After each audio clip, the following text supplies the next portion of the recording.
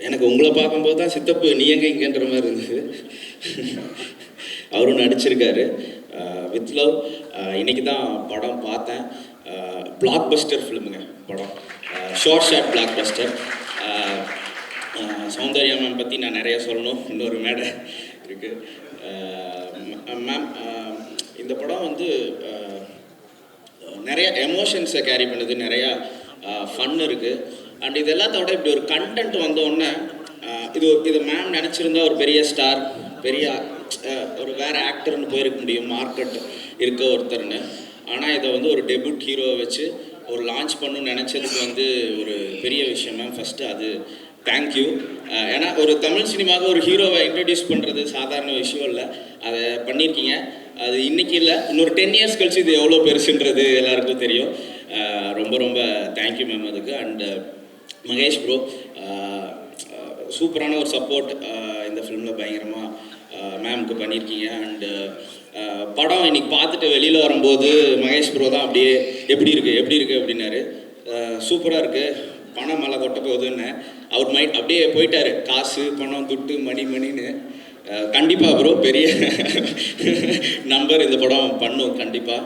And அபிஷன் bro ரொம்ப சூப்பராக நடிச்சிருந்தீங்க. First film மாதிரியே தெரில, ஒரு சின்ன பதட்டம் இருக்கும் அந்த ஃபஸ்ட் ஃபிலிம் நடிக்கும்போது, அது தெரில. அது ரொம்ப கேஷுவலாக இருந்தார். அண்ட் அகெயின் ரொம்ப கனெக்ட் ஆகிற ஒரு ஹீரோவாக இருந்தாங்க.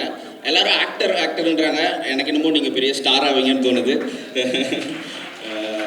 அண்டு ஷான் ரோல்டன் சார், அவரோட மியூசிக் அண்ட் வாய்ஸ்க்கு ஒரு பெரிய ஃபேன் நான்.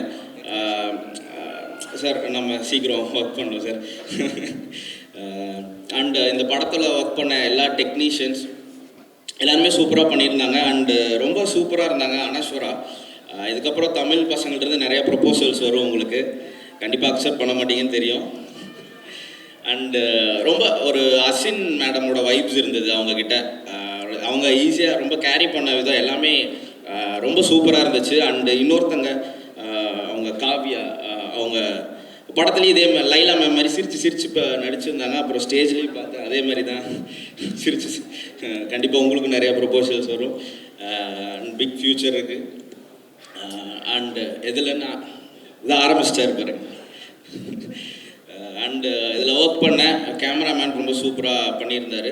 அண்டு இந்த படத்தோட டைரக்டர் ரொம்ப சூப்பரான ரைட்டிங். ஆக்சுவலாக நிறையா விஷயங்களை ரொம்ப க்யூட்டாக கனெக்ட் பண்ணியிருந்தார். கண்டிப்பாக அவர் ஒரு பெரிய ஒரு ப்ராமிசிங் டைரக்டர். அப்படியா? அதில் எந்தவித சந்தேகமும் இல்லை.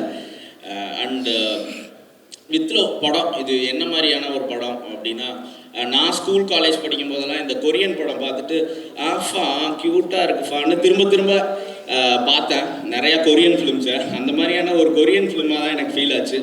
இப்போ இருக்க ஒரு ஸ்கூல் காலேஜ் பசங்க திரும்ப பார்க்குற ஒரு படமாக இருக்கும். அண்டு திரும்ப தான் இது ஒரு ஷார்ட் பிளாக் பஸ்டர் ஃபிலிம். இதில் ஒர்க் பண்ண டெக்னீஷியன், கேஸ்டிங் எல்லாருக்குமே இதுக்கப்புறம் ஒரு பெரிய லீப் இருக்கும்.